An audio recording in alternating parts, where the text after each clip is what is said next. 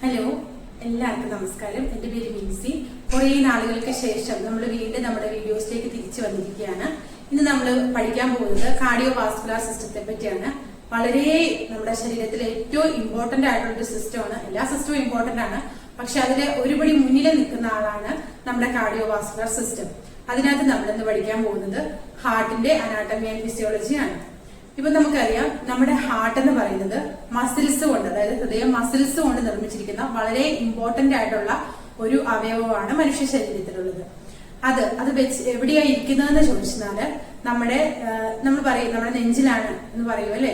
അപ്പം അതെന്താന്ന് വെച്ചാല് നമ്മുടെ രണ്ട് ശ്വാസകോശത്തിന്റെ ഇടയിലായിട്ട് മീഡിയാസ്റ്റൈനം എന്ന് പറയുന്ന ഒരു ക്യാവിറ്റിക്കുള്ളിലാണ് നമ്മുടെ ഹൃദയം ഇരിക്കുന്നത്. കുറച്ചൊരു ഇടതുവശത്തേക്ക് ആയിട്ടാണ് നമ്മുടെ ഹാർട്ട് സ്ഥിതി ചെയ്യുന്നത്. ഇനി അത് എന്താണ് അതിന്റെ ആ ഒരു സ്ട്രക്ചർ, അതെങ്ങനെയാണ് ഇരിക്കുന്നതെന്ന് ചോദിച്ചാല് കോണില്ലേ, കോൺ അല്ലെങ്കിൽ സ്ട്രോബെറി ഓർക്കുക, അതിന്റെ ആ ഒരു ഇൻവേർട്ടഡ്, അതായത് തല തിരിച്ചു വെച്ചിരിക്കുന്നത്, അതായത് ഇതുപോലൊരു ഷേപ്പിലാണ് നമ്മുടെ ഹൃദയം കാണുന്നത്. ഇൻവേർട്ടഡ് കോൺ ഷേപ്പ് എന്നാണ് പറയുന്നത്. ഇനി എത്ര മാത്രം അതിന് വെയിറ്റ് ഉണ്ട്, എന്തോരാണ് അതിന്റെ ഭാരം എന്ന് ചോദിച്ചാല് ഒരു സാധാരണ മനുഷ്യന്റെ ഫിസ്റ്റിന്, അതായത് ഈ മുഷ്ടി ചുരുട്ടുന്ന അത്രയും തന്നെ ആയിരിക്കും അവന്റെ ഹൃദയത്തിന്റെ വലിപ്പം എന്നാണ് പറയുക. അതായത് ഒരു 250 തൊട്ട് 350 ഗ്രാം വരെയാണ് ഒരു ശരാശരി മനുഷ്യന്റെ ഹൃദയത്തിന്റെ വെയിറ്റ് എന്ന് പറയുന്നത്. ഇനി നമ്മൾ പഠിക്കാൻ പോകുന്നത് എത്ര ലെയേഴ്സ്, അതായത് ഹാർട്ടിന് ഇങ്ങനെ പൊതിഞ്ഞു വെച്ചിരിക്കുന്ന ഒരു ലെയർ ഉണ്ട്. അത് മെയിനായിട്ട് പെരികാർഡിയൽ സാക്ക് എന്നാണ് പറയാ. അതുകൂടാതെ ഈ ഹാർട്ടിനെ തന്നെ, അതായത് ഈ ഹൃദയത്തിൽ തന്നെ 3 ലെയറുകളുണ്ട്. അത് എപ്പികാർഡിയം, മയോകാർഡിയം, എൻഡോകാർഡിയം എന്ന് പറയുന്ന 3 ലെയറുകളാണ്. എപ്പികാർഡിയം എന്ന് പറയുന്നത് ഏറ്റവും പുറമെ കാണുന്ന ഹാർട്ടിന്റെ ആ ഒരു പാടയാണ്. അത് ഭയങ്കര തിക്ക് ലെയർ ആണ്, ഹാർട്ടിനെ പ്രൊട്ടക്ട് ചെയ്ത് വെക്കുന്നു. ഇനി അതിന്റെ അടുത്തുള്ള ലെയറാണ്, അതായത് നടുവേ ഉള്ള ലെയറാണ് മയോകാർഡിയം എന്ന് പറയുന്നത്. ഇപ്പൊ നമ്മൾ കേട്ടിട്ടുണ്ട് മയോകാർഡിയൽ ഇൻഫെക്ഷൻ അല്ലെങ്കിൽ ഹാർട്ട് അറ്റാക്ക്, നമ്മൾ ഹാർട്ട് അറ്റാക്ക് വന്ന് മരിച്ചു അല്ലെങ്കിൽ അറ്റാക്ക് ആയിരുന്നു എന്നൊക്കെ നമ്മൾ കേട്ടിട്ടുണ്ട്. അപ്പം അതെന്താ സംഭവിക്കുന്നത് ചോദിച്ചാൽ നമ്മുടെ ഈ ഹാർട്ടിലേക്ക്, അതായത് ഹൃദയത്തിന് ബ്ലഡ് എത്തിക്കുന്നതിന് വളരെ ഇമ്പോർട്ടന്റ് ആയിട്ടുള്ള ഒരു റോള് വഹിക്കുന്ന ആളാണ് ഈ മയോകാർഡിയം. അതിനകത്ത് മയോസൈറ്റ്സ് എന്ന് പറയുന്ന കോശങ്ങളുണ്ട്, അതായത് മസിൽ സെൽസുകളാണത്.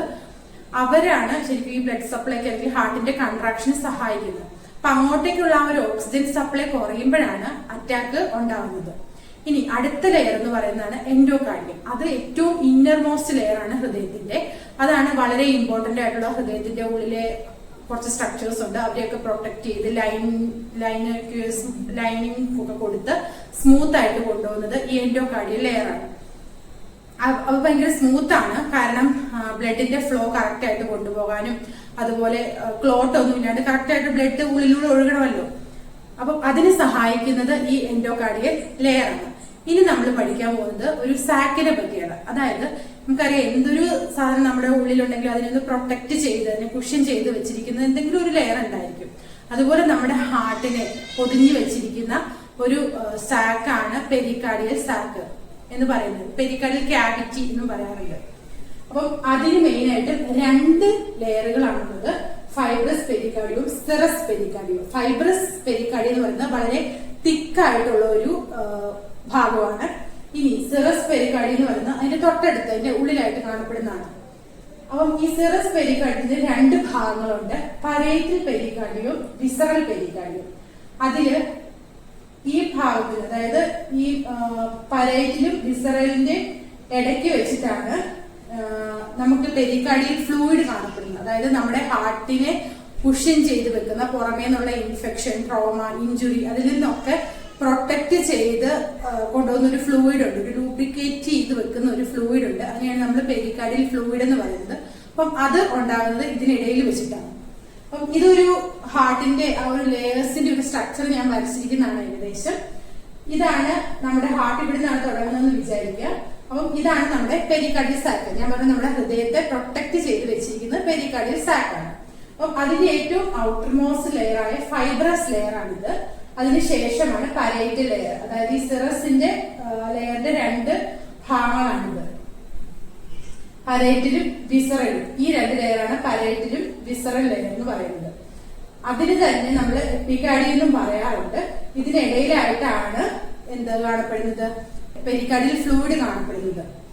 ഈ അതിന്റെ ഉള്ളിലേക്ക് ഈ കാണുന്നതൊക്കെ നമ്മുടെ ഹാർട്ടിന്റെ ലേയേഴ്സ് ആണ്. എപ്പിക്കാർഡിയം, മയോകാർഡിയം, എൻഡോകാർഡിയം എന്ന് പറയുന്നത്. ഇനി നമ്മൾ പഠിക്കാൻ പോകുന്ന ചേമ്പേഴ്സ്, അതായത് ഹാർട്ടിന് 4 അറകളാണുള്ളത് പ്രധാനമായിട്ടും. അതിലൂടെയാണ് ഈ ബ്ലഡ് ഫ്ലോ ചെയ്യുന്നത്. അത് റൈറ്റ് സൈഡിൽ 2 അറകളും ലെഫ്റ്റ് സൈഡിൽ 2 അറകളുമാണ്. റൈറ്റ് സൈഡിലുള്ളത് റൈറ്റ് ഏട്രിയം, അതിന് താഴെ റൈറ്റ് വെൻട്രിക്കിൾ. പിന്നെ ലെഫ്റ്റ് സൈഡിലുള്ളത് ലെഫ്റ്റ് ഏട്രിയം, ലെഫ്റ്റ് വെൻട്രിക്കിൾ. അത് എന്താണ് ചെയ്യുന്നത് എന്നുള്ളതൊക്കെ നമ്മൾ ഇനിയുള്ള വീഡിയോയിൽ പഠിക്കുന്നതായിരിക്കും. ഇനി അടുത്ത ആളാണ് വാൽവുകൾ. അതായത് ഇപ്പൊ ഒരു വെള്ളം ഒഴുകുകയെന്ന് വെച്ചു, അപ്പം അത് നിയന്ത്രിക്കാനും തുറക്കാനും അടയ്ക്കാനും ഒക്കെ ആയിട്ട് അതായത് വാൽവ് ഉണ്ടാവും. അതുപോലെ തന്നെയാണ് നമ്മുടെ ശരീരത്തിൽ ബ്ലഡ് ഫ്ലോ ചെയ്യുന്നത്. പ്രധാനമായിട്ടും ഹാർട്ടിലൂടെയുള്ള കാര്യങ്ങൾക്ക് വാൽവുകളുണ്ട്. അത് 2 ഏട്രിയോ വെൻട്രിക്കുലാർ വാൽവുകളും 2 സെമിലൂണാർ വാൽവുകളുമാണ്. ഏട്രിയോ വെൻട്രിക്കുലാർ വാൽവുകൾ എന്ന് പറയുന്നത് ട്രൈക്കസ്പിഡ് ആൻഡ് ബൈക്കസ്പിഡ് വാൽവ്. അത് കാണപ്പെടുന്നത്, അതായത് ട്രൈക്കസ്പിഡ് വാൽവ് കാണുന്നത് റൈറ്റ് ഏട്രിയത്തിനും റൈറ്റ് വെൻട്രിക്കിളിനും ഇടയിലായിട്ടും ലെഫ്റ്റ് ഏട്രിയത്തിനും ലെഫ്റ്റ് വെൻട്രിക്കിളിനും ഇടയിലായിട്ട് കാണുന്നതാണ് ബൈക്കസ്പിഡ് വാൽവ്. അത്രയും ഓർത്തിരിക്കുക. ഇനി സെമിലൂണാർ വാൽവ്സ്, അതാണ് 2 എണ്ണം, അയോട്ടിക് ആൻഡ് പൾമോണിക് വാൽവ്. അതെന്താന്നുള്ളത് നമ്മൾ അടുത്ത വീഡിയോസിൽ പഠിക്കുന്നതായിരിക്കും. പ്രധാനമായിട്ടും ഇത്രയും ഓർത്തിരിക്കുക. 4 വാൽവുകളാണ് നമ്മുടെ ഹൃദയത്തിന് ഉള്ളതെന്നുള്ളത്. അപ്പം ഇത്രയാണ് ഒരു ബേസിക് അനാട്ടമി ആൻഡ് ഫിസിയോളജി നമ്മുടെ ഹാർട്ടിന്റെ. എല്ലാവർക്കും മനസ്സിലായെന്ന് വിചാരിക്കുന്നു. എന്തെങ്കിലും ഡൗട്ടുകൾ ഉണ്ടെങ്കിൽ കമന്റ് ബോക്സിലൂടെ ചോദിക്കുക, ഞാൻ പറഞ്ഞു തരുന്നതായിരിക്കും എനിക്ക് അറിയാവുന്നതുപോലെ. അപ്പൊ താങ്ക് യു സോ മച്ച്.